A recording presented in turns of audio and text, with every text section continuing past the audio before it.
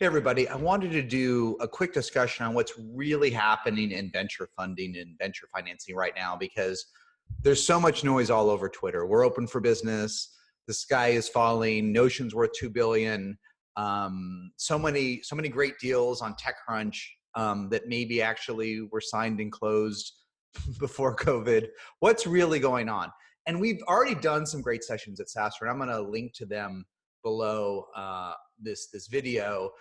Right after things happened, Byron Dieter, who I've worked with closely for well over a decade, one of the best cloud and SaaS investors, he did a deep dive for over an hour with great Q&A about how portfolio management works, what he's seen, how they're doing deals over Zoom. It's great. You should watch it.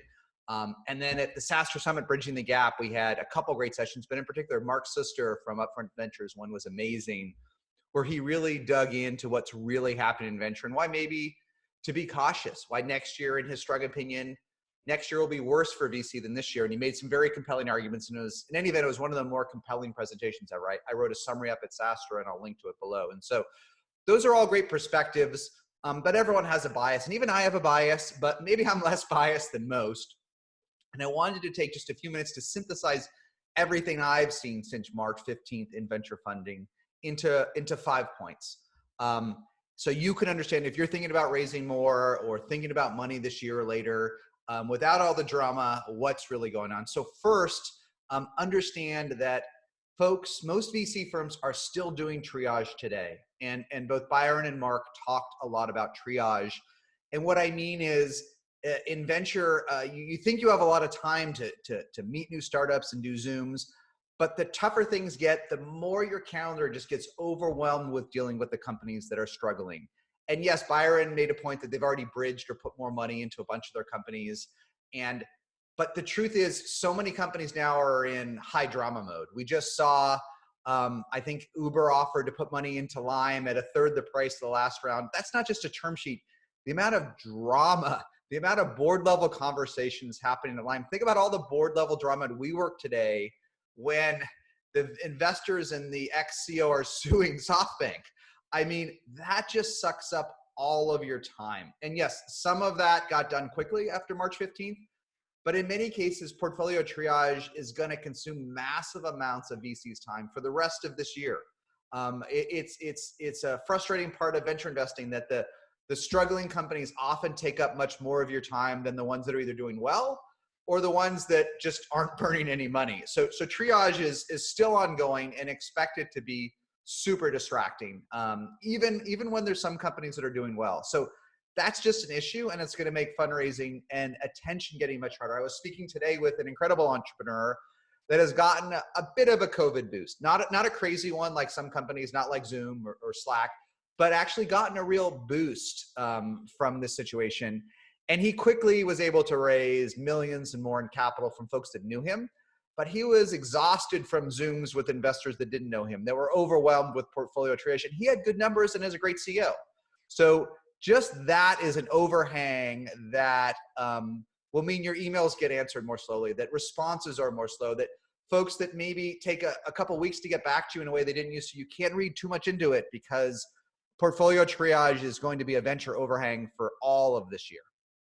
Second, bear in mind, even if you're a VC and your portfolio is doing better, even if you have a few COVID beneficiaries, everyone's nervous. And it's confusing because if you look at cloud stocks, look at the Bessemer NASDAQ Cloud Index, it's close to all-time highs. Yes, we had a big dip after March 15th, but it's almost all back. Shopify grew 51% of its market cap last month. So yes, I mean, stock, like, oh my God, unemployment is, I mean, it's heartbreaking, the effects on tourism, on air travel, on cruise ships, on events. It's devastating, the effects on restaurants, but the stock market's still way up here in cloud. And so everyone's nervous. They don't know what to do.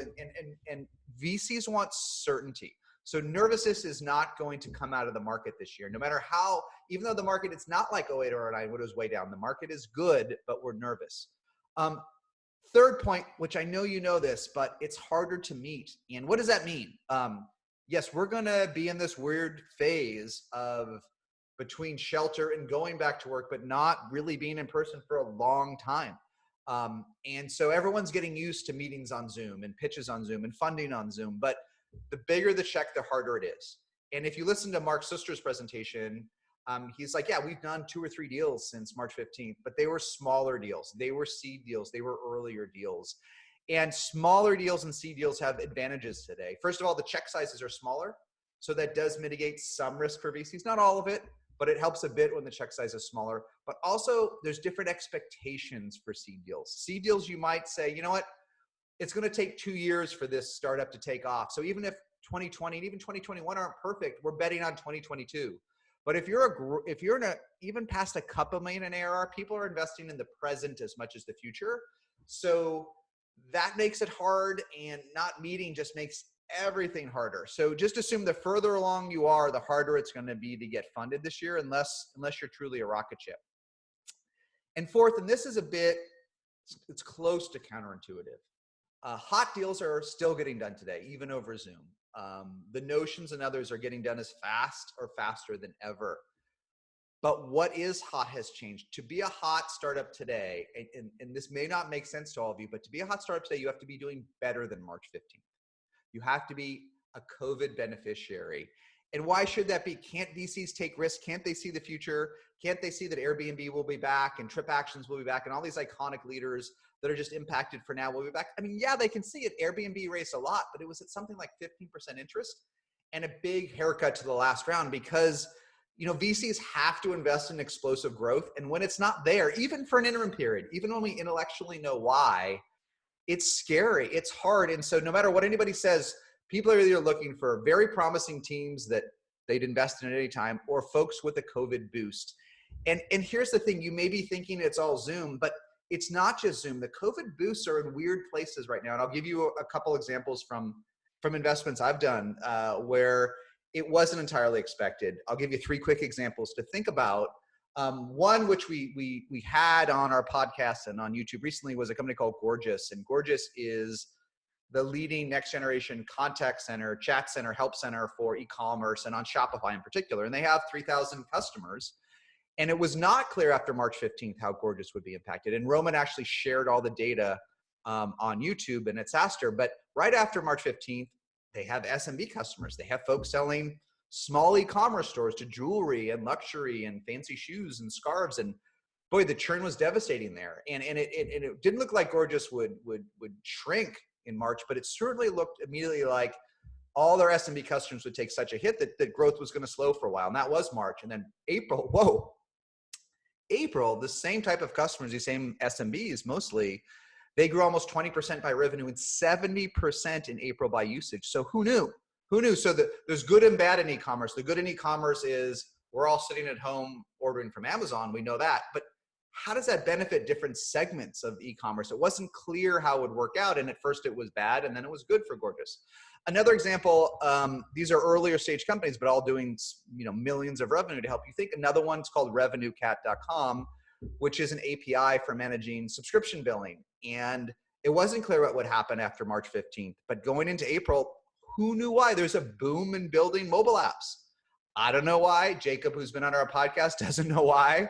But the growth since the beginning of the year is up 250%, and it's way accelerated in April. Why are developers at home finally dusting off that mobile subscription project they wanted to work on for 2 years? I mean, we don't know, but it is getting a COVID boost. And then I'll give you a third one that's not obvious. This one grew 40% in April after an unclear March, a company called Treasury Prime. That's a bank API. Well, there's a bunch of reasons. Fintech could go either way. Like if 40% of the company is either unemployed or underemployed now, why do we need more bank accounts? why do we need more help? Why even is Robinhood doing well, let alone a banking API company? It may not be clear why. PPP gave them a benefit, but then boom, April was huge. So my point of these stories is these are not Zooms or Slacks or Notions. These are 3 examples of tools that you could see benefits from the coronavirus, but also you can see negatives. Like it could cut both ways. We don't know. But if you're an investor, you're gonna, in a time when there's uncertainty, where people are nervous, where they're working so much on their existing portfolios we talked about, and when it's harder to meet, you're just gonna wait for the ones getting a COVID boost. Is it fair? Does it even make sense if you're going long? No. But the truth is, deals that are getting funded are getting a COVID boost. So if you're not getting a COVID boost, and I'm guessing at best 15% of us are, assume funding's just going to be harder because they're out there. There's more startups than you might think in places you might not expect getting a COVID boost. And the last point, which we already touched on the Zoom point, but just remember, the bigger the check is, the bigger the burn, the tougher the things are now. VCs are wired to take bets and risk, but the types of bets and risks folks want to take at different times or earlier. So a smaller risk with a lower burn and a smaller check size is just going to be easier to get funded. And folks that are pushing the envelope with burn and deal size, it's harder. So maybe raise less, maybe keep the burn modest, take stress out of investing and realize that there are exceptions. Again, I hate to use Notion for like the 11th time here. There will be many, but the bigger the check, the tougher it is today. Like there's been so much excitement for late stage investing. Every VC fund raised a growth fund or an extra opportunity or select fund because it felt like the easiest money in the world was investing at Zoom at $1 billion like Sequoia did and watching your money go 20x in the IPO in 18 months and 50x today. Or Kleiner doing Slack at $1 billion. Those seemed like the easiest money for a few years, and they were. The easiest money were investing in a unicorn before it became a decacorn. That really was the winning playbook the last 4 or 5 years. Put the most money in at $1 billion for an IPO at 5 or 10 million, and don't wait years to get there. And it really was the arbitrage of our lifetimes in investing, but not today, not right now. Now folks are nervous and it's hard to meet in person for those $100 million checks or $10 million or $20 million checks. So keep it simple. The bigger the check, the bigger the burn, the harder it is now. The smaller the check, the smaller the burn. And the more you're getting a COVID bounce, the easier it's going to be. And that's the world we live in. People are open for business, but they're under stress. They're confused. They have a lot of triage and they're looking for something that's not fair. They're looking for a COVID boost. So that's where I see the world today.